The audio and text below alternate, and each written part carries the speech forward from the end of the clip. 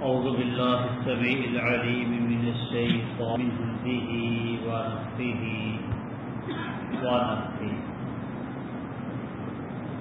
إذ قال الله يا عيسى إني متوفيك ورافعك إلي ومطهرك من الذين كفروا وجاعل الذين اتبعوك فوق الذين كفروا إلى يوم القيامة ثم إلي مرجعكم فأحكم بينكم فيما كنتم فيه تختلفون.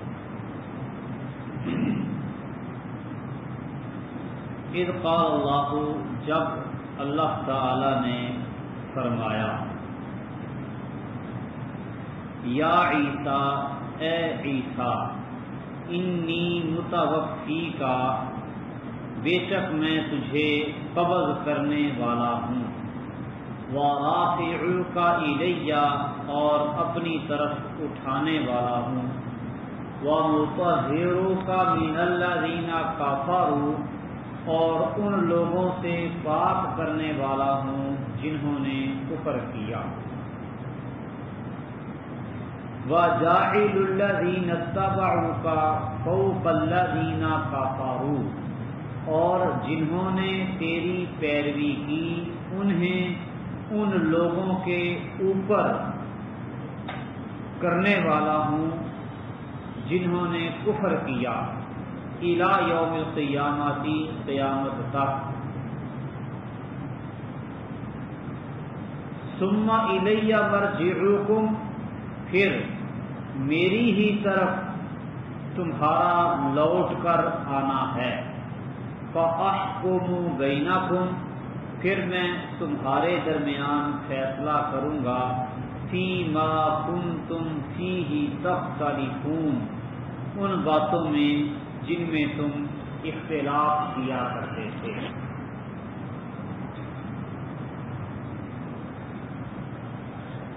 اذ قال اللہ یا عیسیٰ انی متوفیک ورافعک الی، جب اللہ نے کہا کہ میں تجھے قبض کرنے والا ہوں اور تجھے اپنی طرف اٹھانے والا ہوں۔ متوفی کا اس کا معنی ہے پورا پورا لینے والا ہوں، متوفی کا پورا پورا لینے والا ہوں۔ وفایتی کا معنی ہوتا ہے پورا پورا لینا، اور توفا کا، وفایتی کا معنی پورا کرنا، اور توفا کا معنی پورا لے لینا۔ تو پورا پورا لینا یہ تبھی ہو سکتا ہے جب عیسیٰ علیہ السلام کو اللہ تعالیٰ روح اور جسم سمیت اٹھائے، کیونکہ عیسیٰ علیہ السلام کو جب یہ کہا جا رہا ہے انی متوفیک ورافعک الی، تو اس وقت وہ روح و جسد کا مجموعہ جیتے جاگتے انسان تھے۔ اسی طرح رافعک الی، تجھ کو اوپر اٹھانے والا ہوں اپنی طرف، یہ نہیں فرمایا کہ میں تیری روح کو قبض کرنے والا ہوں اور تیری روح کو اوپر اٹھانے والا ہوں۔ رافعک میں اور متوفی کا دونوں میں مرجع عیسیٰ علیہ السلام ہے کہ اللہ نے کہا اے عیسیٰ، میں تجھے پورا پورا لینے والا ہوں، قبض کرنے والا ہوں، اور تجھے اپنی طرف اٹھانے والا ہوں۔ تو جس عیسیٰ علیہ السلام کو کہا جا رہا تھا وہ روح اور جسد کا مجموعہ تھے۔ تو اس آیت سے ثابت ہوتا ہے کہ اللہ سبحانہ و تعالی نے عیسیٰ علیہ السلام کو روح و جسم سمیت اوپر آسمانوں پہ اٹھا لیا۔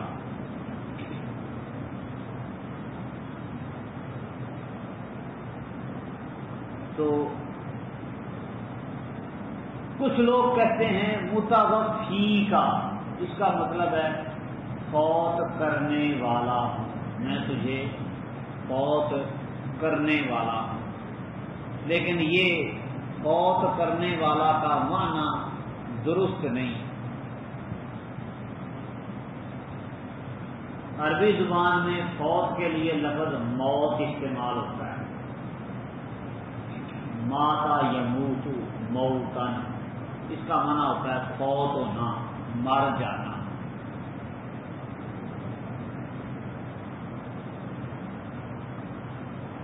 چلو فرض محال مان بھی لیں کہ متوفی کا معنی ہے تجھے فوت کرنے والا ہوں، پھر بھی عیسیٰ علیہ السلام کے آسمانوں پر اٹھائے جاتے نہ ہی ان کے زمین پر نزول کی نفی ہوتی ہے،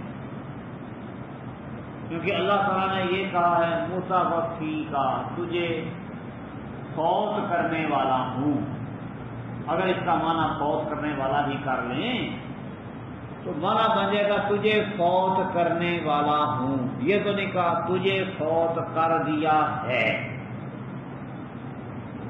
فوت کرنے والا ہوں یہ معنی بھی کریں تو پھر بھی انکار کوئی نہیں، اللہ ہی فوت کرنے والا ہے، کب فوت کرے گا؟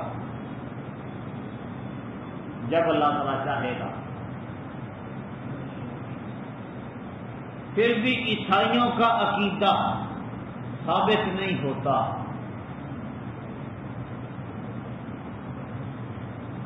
وہ کہتے ہیں کہ عیسیٰ علیہ السلام سارے گناہوں کا کفارہ بن گئے۔ یہودیوں کا عقیدہ ثابت نہیں ہوتا، وہ کہتے تھے کہ ہم نے قتلنا المسیح عیسی ابن مریم، ہم نے مسیح عیسیٰ بن مریم کو قتل کر دیا۔ اللہ تعالیٰ نے فرمایا ما قتلوہ وما صلبوہ ولکن شبہ لہم، انہوں نے نہ تو قتل کیا نہ سولی چڑھایا، بلکہ ان کے لیے تو مشابہ بنا دیا گیا، دوسرے آدمی کو عیسیٰ کا ہم شکل بنا دیا۔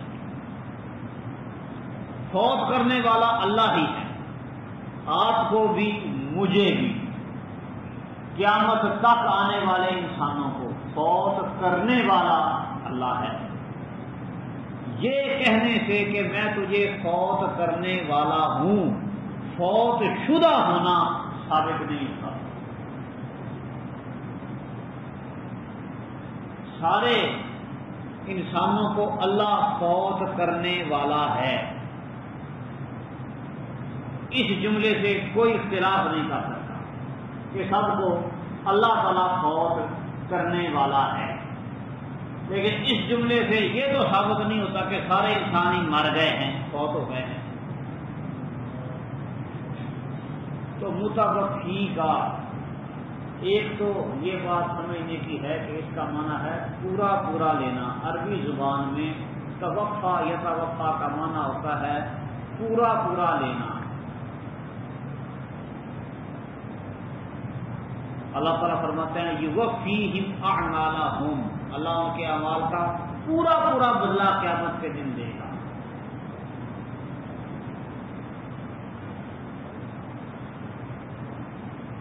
تو عیسیٰ علیہ السلام کو اللہ تعالیٰ نے قبض کیا ہے، پورا پورا اٹھا لیا ہے۔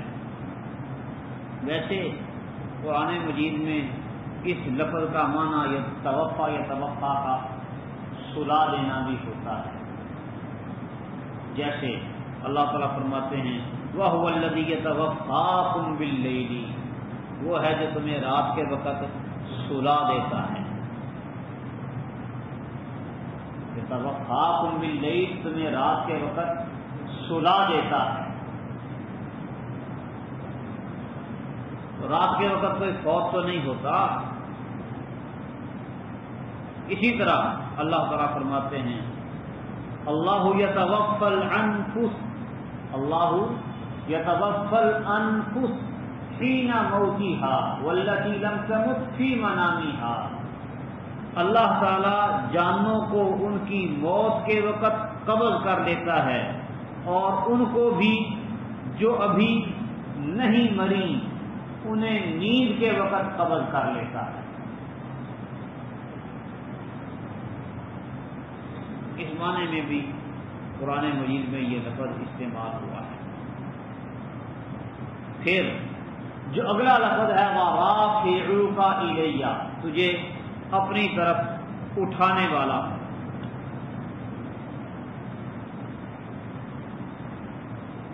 تو یہ الفاظ بھی اس بات پہ دلالت کرتے ہیں کہ اللہ سبحانہ و تعالی نے عیسیٰ علیہ السلام کو اپنی طرف اٹھا لیا، آسمانوں پر اٹھا لیا،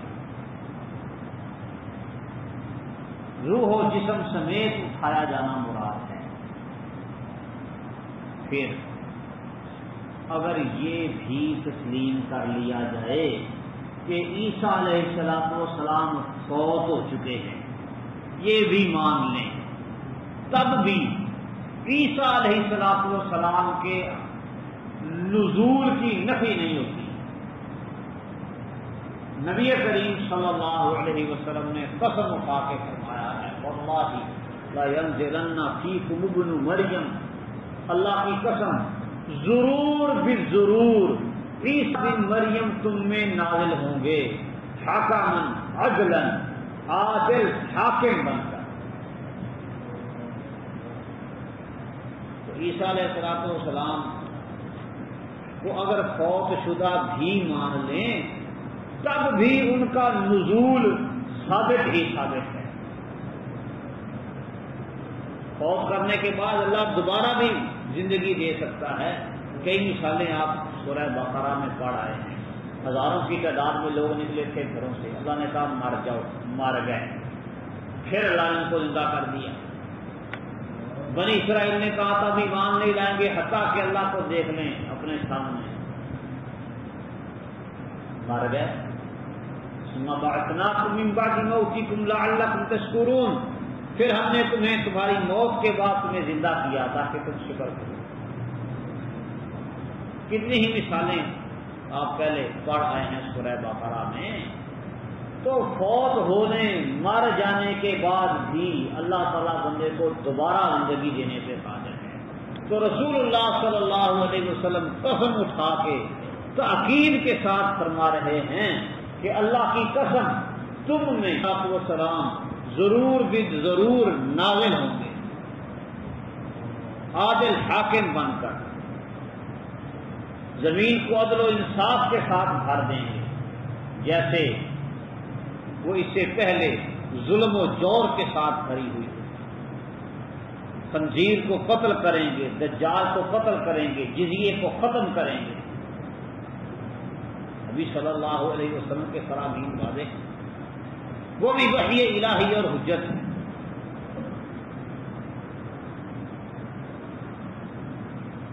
اذ قال اللہ یا عیسیٰ، جب اللہ نے کہا اے عیسیٰ انی متوفیک، یقیناً میں تجھے قبض کرنے والا ہوں، ورافعوک الی، اور اپنی طرف اٹھانے والا ہوں، ومطہرک من الذین کفروا، اور جنہوں نے کفر کیا ان سے تجھے پاک کرنے والا ہوں، یعنی کافروں سے نجات دینے والا ہوں۔ اللہ سبحانہ و تعالی فرماتے ہیں بل رفعہ اللہ الیہ، انہوں نے عیسیٰ علیہ السلام کو نہ تو قتل کیا نہ سولی چڑھایا، بلکہ بل رفعہ اللہ الیہ، اللہ نے عیسیٰ کو اپنی طرف اٹھا لیا۔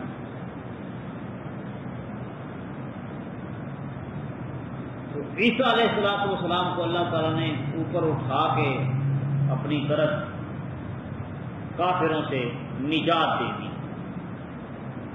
وَجَاعِلُ الَّذِينَ اتَّبَعُوكَ فَوْقَ الَّذِينَ كَفَرُوا إِلَى يَوْمِ الْقِيَامَةِ، اور قیامت تک تیرے پیروکاروں کو کافروں پر غالب کرنے والا ہوں، اونچا کرنے والا ہوں۔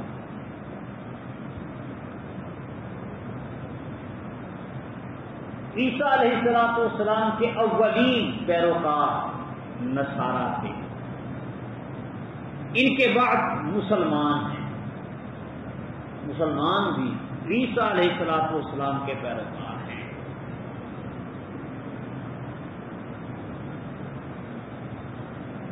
اور یہ ہمیشہ غالب رہیں گے۔ اور یہ یاد رہے کہ غلبہ علمی حجت دلائل اور براہین کا غلبہ مراد ہے کہ قیامت تک انہیں حجت و دلائل میں براہین میں وہ غلبہ حاصل رہے گا، علمی غلبہ۔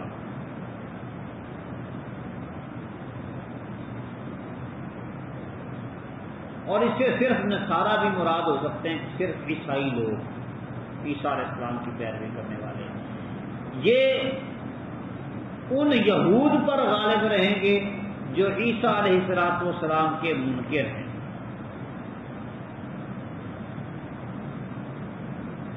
اور ایک اس کا معنی یہ بھی کہ عیسیٰ علیہ السلام جب قیامت کے قریب تشریف لائیں گے تو ان کے پیروکار مسلمان سب کفار پہ غالب آ جائیں گے۔ عیسیٰ علیہ السلام جب دنیا میں تشریف لائیں گے، اللہ تعالیٰ انہیں نازل فرمائیں گے، تو پھر ان کے پیروکار مسلمان ہی ہوں گے اور کافروں پر غالب آ جائیں گے۔ ثم الیہ مرجعکم، پھر میری طرف ہی تمہارا لوٹ کر آنا ہے، فاحکم بینکم فیما کنتم فیہ تختلفون، پھر میں تمہارے درمیان ان باتوں کا فیصلہ کروں گا جن میں تم اختلاف کیا کرتے تھے۔ فَأَمَّا الَّذِينَ كَفَرُوا فَأُعَذِّبُهُمْ عَذَابًا شَدِيدًا فِي الدُّنْيَا وَالْآخِرَةِ، سو وہ لوگ جنہوں نے کفر کیا، فَأُعَذِّبُهُمْ، تو میں ان کو عذاب دوں گا، عذابًا شدیدًا، سخت عذاب، فی الدنیا والآخرہ، دنیا میں اور آخرت میں، وَمَا لَهُم مِّن نَاصِرِينَ، اور ان کے لیے مددگاروں میں سے کوئی بھی نہیں۔ وَأَمَّا الَّذِينَ آمَنُوا وَعَمِلُوا الصَّالِحَاتِ، اور وہ لوگ جو ایمان لائے اور جنہوں نے نیک اعمال کیے، فَيُوَفِّيهِمْ أُجُورَهُمْ، تو اللہ ان کو ان کے اجر پورے پورے دے گا۔ وَاللَّهُ لَا يُحِبُّ الظَّالِمِينَ، اور اللہ تعالیٰ ظالموں کو پسند نہیں کرتا، ظالموں سے محبت نہیں کرتا۔ ذَلِكَ نَتْلُوهُ عَلَيْكَ مِنَ الْآيَاتِ وَالذِّكْرِ الْحَكِيمِ، یہ کہ ہم انہیں آپ پر پڑھتے ہیں، من الآیات، آیات میں سے، والذکر الحکیم، اور حکمت والے ذکر میں سے ہیں۔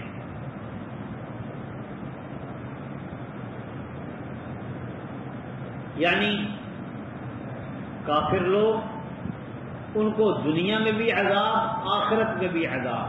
دنیا میں بھی عذاب انواع و اقسام کے، جن کو وہ گردش زمانہ کہہ کر ٹال دیتے ہیں، اور آخرت میں جہنم کا عذاب ان کے لیے ہوگا ہی ہوگا، اور جو اہل ایمان ہیں ان کو ان کا اجر پورا پورا دیا جائے گا، دنیا میں بھی آخرت میں بھی۔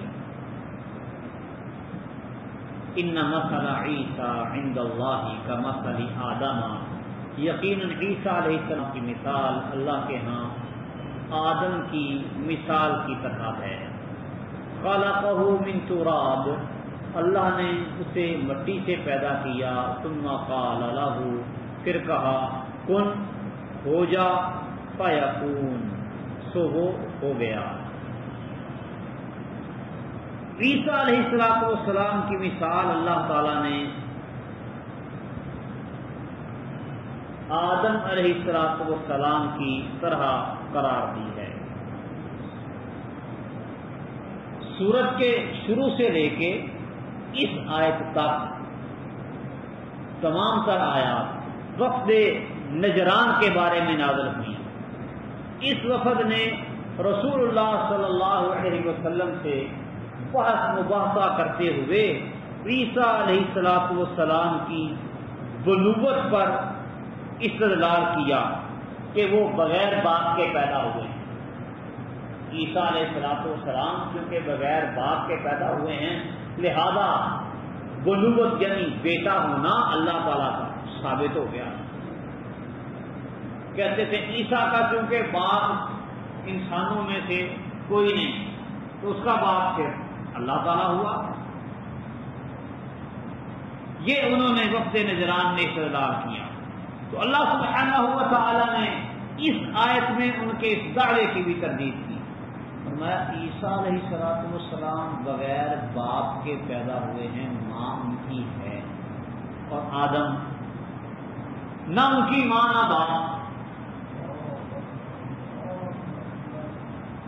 اگر عیسیٰ علیہ السلام کو بن باپ کے پیدا ہونے کی وجہ سے اللہ کا بیٹا کہتے ہو تو آدم علیہ السلام جن کی نہ ماں نہ باپ کوئی بھی نہیں، ان کے بارے میں کیا خیال ہے؟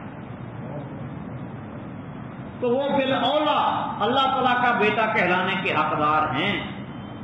لیکن یہ عقیدہ بالکل ہی باطل ہے اور اس کو عیسائی ہی نہیں مانتے.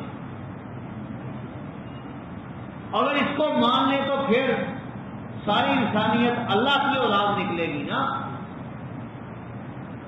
اللہ کی نسل میں سے ہو جائے. تو عیسائیوں کے جو عقیدے کا ویسے ہی بیڑا غرق ہو جاتا ہے. اللہ سبحانہ و تعالیٰ نے ناطقہ بند کر دیا اور فرمایا عیسیٰ کی مثال اللہ کے ہاں آدم کی طرح ہے علیہ السلام، کہ آدم کو اللہ نے کن کہہ کر پیدا کیا، عیسیٰ کو بھی اللہ نے کن کہہ کر پیدا کیا.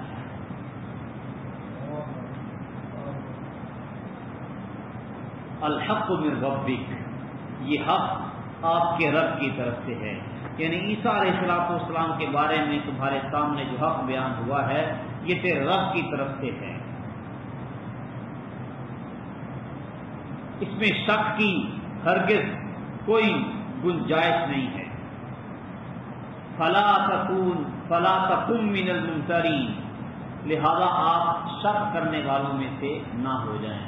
فمن حاجک فیہ من بعد ما جاءک من العلم، پھر جو کوئی آپ سے اس کے بارے میں جھگڑا کرے اس کے بعد کہ آپ کے پاس علم آ چکا ہے، فقل، تو آپ کہیے تعالوا آؤ ندعو ابناءنا وابناءکم، ہم اپنے بیٹوں کو بلاتے ہیں اور تمہارے بیٹوں کو بھی بلائیں، ونساءنا ونساءکم، اور اپنی عورتوں اور تمہاری عورتوں کو بھی، وانفسنا وانفسکم، اور اپنے آپ کو اور تم کو بھی، ثم نبتہل، پھر ہم گڑ گڑا کر دعا کریں، فنجعل لعنت اللہ علی الکاذبین، تو ہم جھوٹوں پر اللہ تعالی کی لعنت کریں.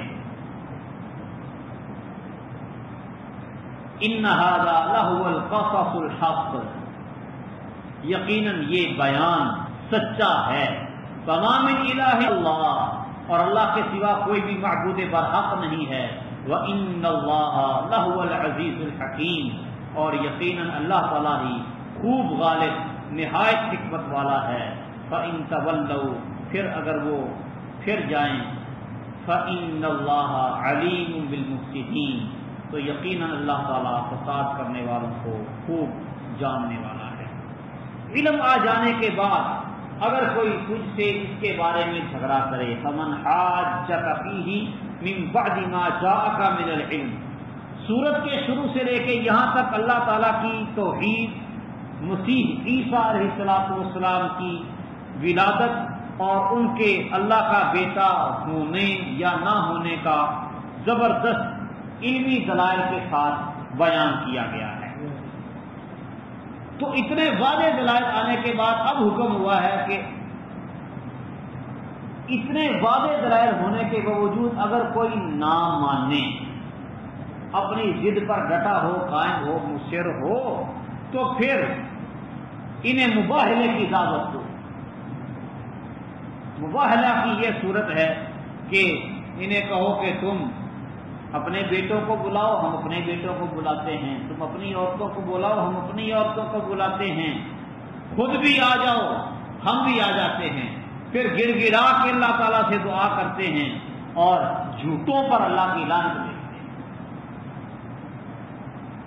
ہیں. دلائل کے ساتھ پہلے رد باطل عقائد کا، پھر بھی اگر کوئی واضح دلائل آ جانے کے باوجود ناطقہ بند ہو جانے کے باوجود پھر بھی کہ میں نہ مانوں، پھر اس کو مباہلے کی دعوت اور مباہلہ کرتے ہیں، گر گرا کے اللہ تعالیٰ سے دعا کرتے ہیں، جھوٹوں پہ اللہ تعالیٰ کی لعنت ہو۔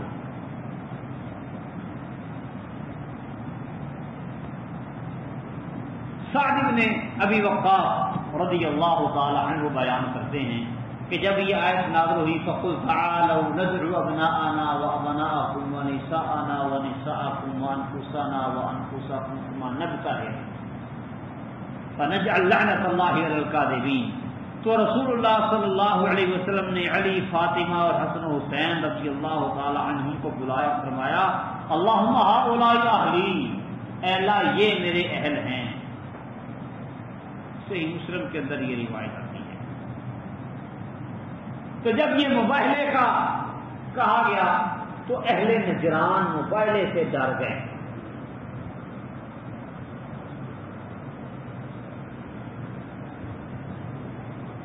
کہ اگر مباہلہ کر لیا تو پھر کام خراب ہو جائے گا، کیونکہ ان کو سمجھ آ گئی نبی کریم صلی اللہ علیہ وسلم کی نبوت اور رسالت کے برحق ہونے کی اور اپنے موقف کے باطل اور غلط ہونے کی۔ انہوں نے پھر جزیہ دینا منظور کر لیا کہ ہم جزیہ دے دیں گے، مباہلہ نہیں کیا۔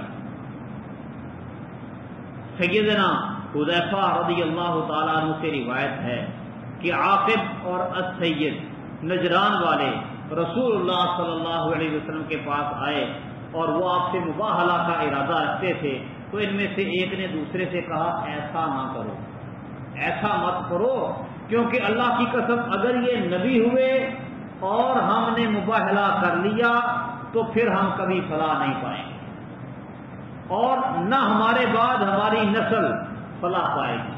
تو دونوں نے کہا آپ ہم سے جو مطالبہ کرتے ہیں ہم وہ آپ کو دینے کے لیے تیار ہیں، یعنی جو جزیہ آپ مانگیں گے ہم وہ آپ کو دیں گے، اور آپ ہمارے ساتھ کوئی امین آدمی بھیج دیں اور کسی کو نہیں، صرف امانت دار کو بھیجیں۔ تو آپ نے فرمایا یقیناً میں تمہارے ساتھ ایک سچے پکے امانت دار کو بھیجوں گا۔ تو نبی کریم صلی اللہ علیہ وسلم نے ابو عبیدہ بن جراح رضی اللہ تعالیٰ عنہ کو فرمایا اٹھو۔ جب وہ کھڑے ہوئے تو فرمایا یہ اس امت کا امین ہے۔ ابو عبیدہ رضی اللہ تعالیٰ عنہ کو امین امت کا خطاب دیا۔ صحیح بخاری میں یہ روایت موجود ہے۔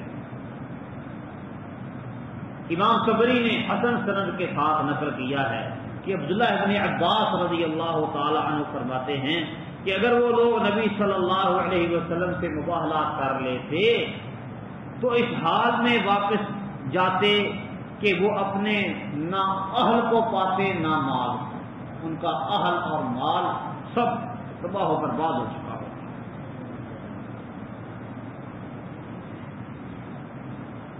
تو اس آیت سے مباہلہ ثابت ہوتا ہے، اہل علم نے استدلال کیا ہے کہ اگر کوئی ضد میں آ کر حق کا انکار کرے تو اس سے مباہلہ کیا جائے، اور جو لعان ہے، لعان یہ بھی مباہلے کی ہی ایک صورت ہے۔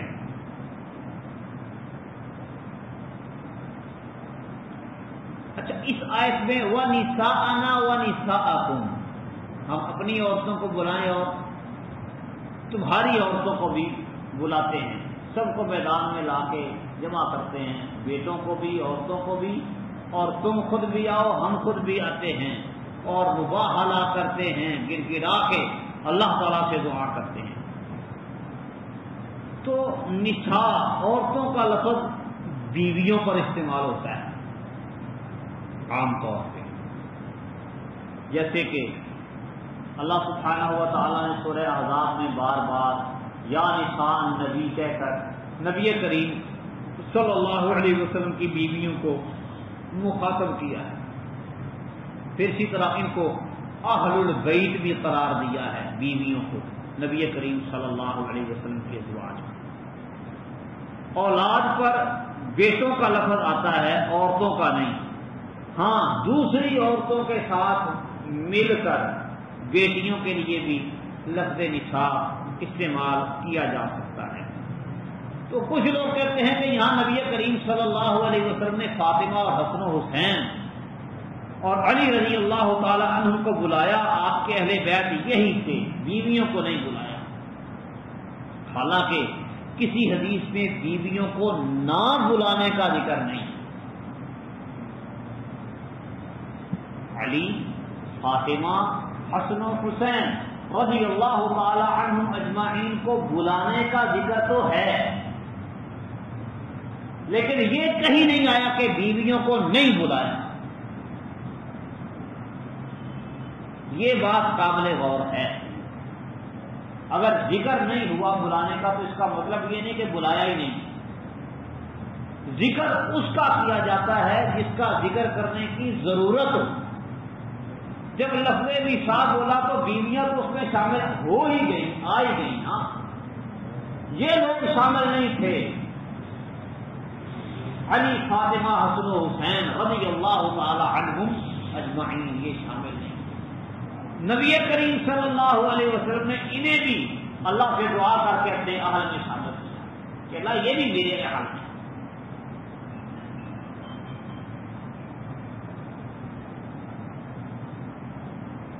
اسی طرح وہ جو آیت ہے کہ اللہ تعالیٰ تم سے گندگی کو دور کرنا چاہتا ہے اے اہل بیت، اور تمہیں پاک کرنا چاہتا ہے۔ جب وہ نازل ہوئی تو نبی صلی اللہ علیہ وسلم نے ان کو بلایا، اپنی چادر میں لپیٹا اور کہا اللہم ہؤلاء اہل بیتی فاذھب عنہم الرجس وطہرھم تطہیرا، اے اللہ یہ بھی میرے اہل بیت ہیں، ان سے بھی گندگی کو دور کر دے، ان کو پاک صاف کر۔ اس سے بھی کچھ لوگ نکالتے ہیں کہ اہل بیت یہی لوگ ہیں، حالانکہ اللہ نے خطاب کیا ہے نساء النبی سے، نبی کی بیویوں سے، اور انہیں اہل بیت کہا ہے۔ اہل بیت میں سیدنا علی، سیدہ فاطمہ، سیدنا حسن و حسین رضی اللہ تعالی عنہم اجمعین شامل نہیں تھے۔ اللہ تعالیٰ سے نبی صلی اللہ علیہ وسلم نے دعا کی اے اللہ یہ بھی میرے اہل بیت ہیں، انہیں بھی آیت تطہیر میں، اہل بیت تطہیر میں شامل کر لے، اور ان کی بھی گندگی کو دور کر دے اور ان کو بھی پاک صاف کر دے۔ سبحانہ و تعالیٰ سے نبی کریم صلی اللہ علیہ وسلم نے ان چاروں کو بھی شامل کروایا ہے۔ آیات میں یہ لوگ شامل نہیں تھے، نبی کی دعا کے بعد شامل ہوئے ہیں۔ تو خیر یہ مباہلہ کا طریقہ ہے جو اللہ تعالیٰ نے بتایا ہے کہ سب کو جمع کرو اور جھوٹوں پر اللہ تعالیٰ کی لعنت بھیجو۔ ان ھذا لہو القصص الحق، یہ جو واقعہ یعنی عیسیٰ علیہ السلام کے بارے میں ہم نے بیان کیا پچھلی آیات میں، ان کی پیدائش کے حوالے سے، یہ حق ہے۔ وما من الہ الا اللہ، اللہ کے سوا کوئی بھی معبود برحق نہیں ہے، اور اللہ تعالیٰ خوب غالب، سب پر حکمت والا، سب نہایت حکمت والا ہے۔ فَإِن تَوَلَّوْا، اگر پھر بھی وہ روگردانی کرتے ہیں، فَإِنَّ اللَّهَ عَلِيمٌ بِالْمُفْسِدِينَ، تو یقیناً اللہ تعالیٰ فسادیوں کو خوب جاننے والا ہے۔